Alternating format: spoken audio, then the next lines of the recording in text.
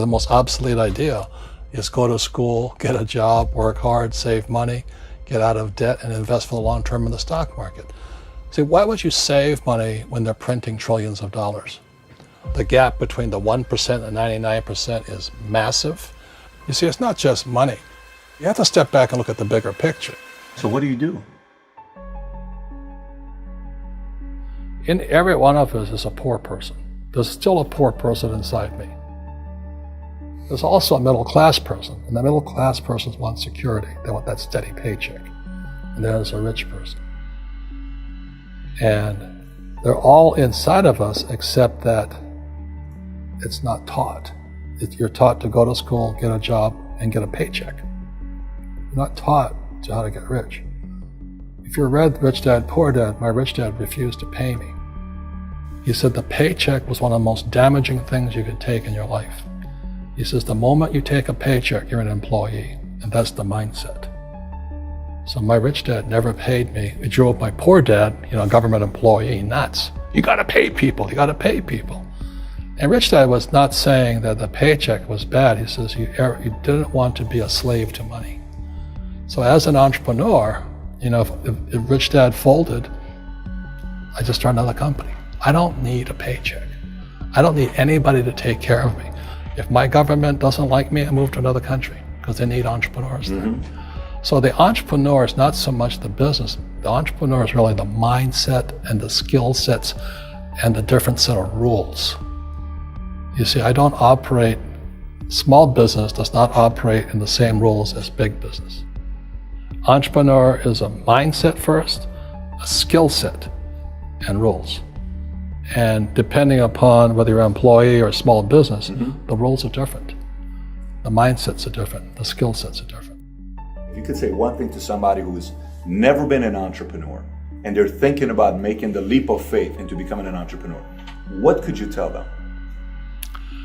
Well, I'll just tell them the same thing that happened to me. My last paycheck, I still remember it clearly.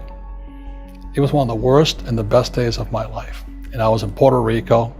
I was working for Xerox, and my boss gave me it wasn't a paycheck, it was a bonus check. I think it was about $30,000, taxable. It's the only problem with that. So I got this check and I went, holy mackerel. You know what I mean? So I was excited, but I was also disturbed. And so this other guy comes up to me, his name was John, and John says to me, he says, you're gonna be back. I said, why? He says, because you're gonna fail. I looked at him and said, look, few expletive words, because that's what he did. He left Xerox, failed, and he came back. And I said, look, you failed and you came back, but I'm gonna fail and I'm never coming back. And that's the attitude. Do you know what I mean? If you say, well, if I fail, I'll go back to mommy and daddy, then that's what you'll do. So if you fail, that's when I became an entrepreneur, because I had no money. I had no money for years. I didn't have a paycheck. But that's what my rich dad encouraged me to do. He says, when you don't have this paycheck, you get hungrier, smarter, and it's a test of your character. Will you become a crook? Will you become dishonest? Will you cheat and steal? Or will you become a better human being? So really, that's the benefit of becoming an entrepreneur, is you really find out who you are when you don't have anything. So you always have to look at the big picture. Too many people look at, well, what's going to happen to me? When you look at the big picture, you're also going to know that when something bad happens, something good's going to happen. But you got to prepare for whatever is coming. If you think next 20 years will be like the last 20 years, you're going to get creamed. When you and I go to the supermarket and we buy a carton of milk, we always check for the expiration date. But most people do not check for the expiration date on their brains. Instead of get out of debt, I get into debt. I just refinanced $300 million in debt. I went from 5% to 2.5% interest. I made a fortune. Every month, more money comes in because my cost of money has gone down. So while some financial experts are saying get out of debt, I'm saying learn how to use debt. See, when I came back from in Vietnam in January of '73, the first thing my rich dad said to me was go to school to learn how to invest in real estate. It wasn't real estate, it was how to use debt and taxes. Debt and taxes make the rich richer. Debt and taxes make the poor and middle class poor. So all the rich guys who are doctors and lawyers or, those guys, they're getting creamed and they don't know why. Doctors are getting creamed. Oh yeah, they're making more money, but the take home is less. Sure. My doctor just yelled at me. He was happy. He says, "Oh, guess what? I finally made $1 million." And I said, "Yeah, this was just 3 weeks ago." And so I said, "Yeah, well, how much you pay in tax?" He says, $750,000 in taxes. So his net was about $400,000. That's not bad. But when I make $1 million, I keep $1 million. And the reason is because I don't make it by working for money. See, if you work for money, you're taxed. So that's why lesson number 1 in Rich Dad, Poor Dad is the rich don't work for money. What we do instead is we create businesses as entrepreneurs. We acquire real estate. I don't invest in the stock market. Okay? So the reason is because as entrepreneurs, I have more control over my income, how much I make, and how much I pay in taxes. And because I'm an entrepreneur as well as an investor in real estate, I pay 0 tax. So every time I make, let's say, $1 million as an entrepreneur, I immediately invested in real estate. I have a 4-to-1 step up. So I put $1 million in real estate, I get $4 million from the bank. That's why I love banks. But the banks are screwing everybody else, terrible, but it's good for me. That's why you say when you print, it's good for you, but when you print, it's bad for people that work for money. Because when you print, savers get creamed and people who work for money get creamed. When they print, debtors get rich. You see, debt and taxes make the rich richer, and debt and taxes make the poor middle class poorer. When we have obsolete ideas, we get obsolete results. So what's happening for most people, the idea of going to school, getting a job, working hard, saving money, getting out of debt, buying your house because it's an asset, investing for the long term, is obsolete.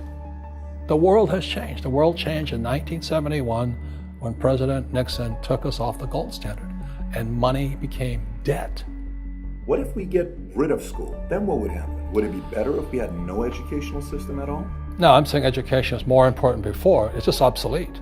There's Moore's Law which states information doubles every 18 months. In other words, everything's obsolete 18 months. So, and this is just a recent phenomenon. So when you come out of school, you're already obsolete. And that's why I'm the old guy, I meet my friends who went to Harvard. Say, I went to Harvard. I said, yeah, that was how long, 50 years ago? Today, the banks are charging you interest to save money. In other words, the banks don't want your money because they printed too much of it. And that's why there's this bubbles in stocks and bubbles in real estate and all this. People are dumping the cash because, as I said in here, savers are losers and cash is trash. And yet people are, well, I want a high-paying job. Well, that's an obsolete idea. Get out of debt is an obsolete idea. You should learn how to get into debt, how to use debt to get rich, and they'll never teach you about taxes. The reason the 1% is way up here and the 99% are going this way is because when you print money, 2 things happen: inflation and taxes. It's going to crush you. And any entrepreneur thinks, I'm just going to make money, I'm going to start a business and make a lot of money because we talk about, they really have got to smell the roses, man. That's not what the real entrepreneurs are doing. Most entrepreneurs, there's 28 million small business owners in America. 24 million are what are one-person entrepreneurs. They're called non-employee entrepreneurs. So and that's what happens is when people don't really understand what an entrepreneur does. So most big people are self-employed, but they're not really entrepreneurs. The self-employed pay the highest taxes of all, and nobody tells them that. Yeah, it's also called the entrepreneurial spirit, but what we were actually talking about was there's no such thing as a bad economy. There's the external, you and I, we all have an external economy, but we also have an internal economy, and the willpower is to change our internal economy.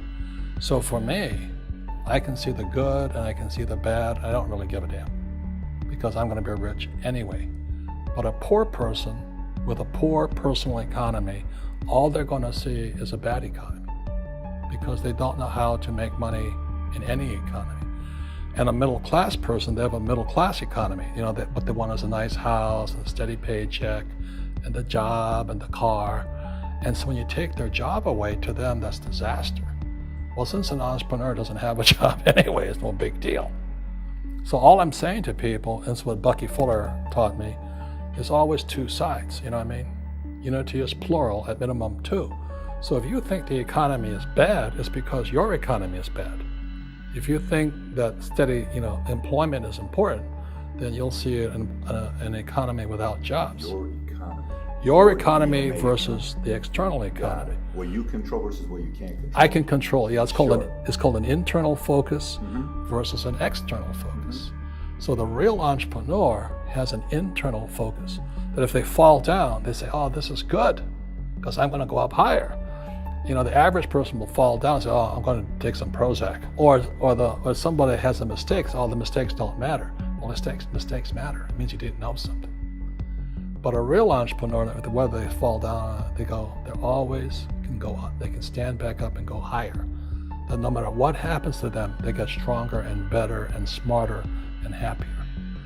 But a person with a weak internal mindset is that they're so afraid of what happens, it generally happens. Like, people who are afraid of losing their jobs, they generally lose their jobs. You know what I mean? Yeah, so everything you can comes through you. Yeah, so the entrepreneur first job is to control inside here, not outside there. The moment you take that paycheck, you're an employee. You've got to be stronger than that. It's about inside control.